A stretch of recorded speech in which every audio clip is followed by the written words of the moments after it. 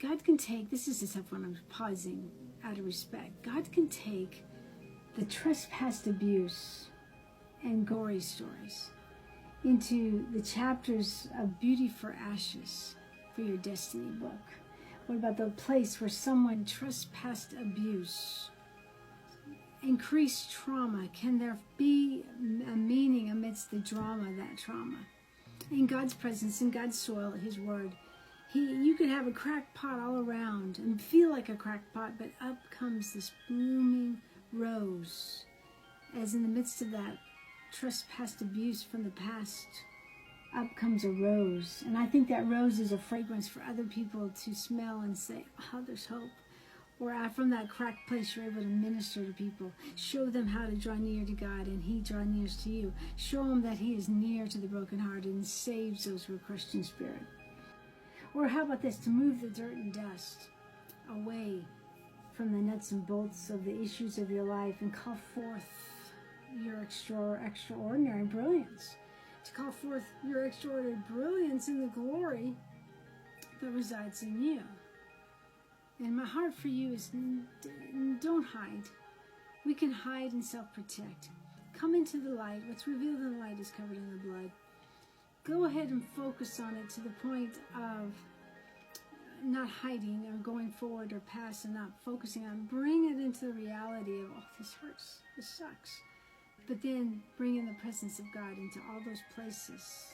And you start to see a rose in yourself start to bloom. The pot still may be cracked, but it gets to the point where the rose blooms so much it's time for a new pot.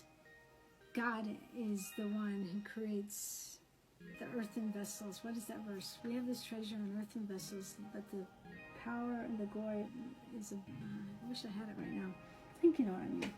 If you don't, I'll give you the Bible verse. So, I say all this to say, you are God's most loved daughter. You are God's most loved son. Don't let the cracks and the crevices of your life right now think you have defaulted for living in the sweet spot, in the vine. If anything, the tiring places, the places you want to hide, you've got so many emotional issues you just want to hide, when you come out and face them and bring them into the light of God's glory and bring His presence, those actually become the places of your greatest destiny. Often, sometimes from your misery comes your destiny. It doesn't mean God caused it, but God, who works all things for good to those who loved Him, to those who are called according to His purpose, brings out the good. You're called out for greatness. God's not forgotten you. You are not stuck. You are going forward in the, you're going forward as you stay tucked into His presence. You're going forward. You may not see where you're going, but you can trust the one who's leading you. You can say, I trust you, God. Trust the Lord with all my heart, and I'm leaning not on my own expectations. In all my ways I am acknowledge you, because you, God, make my path straight.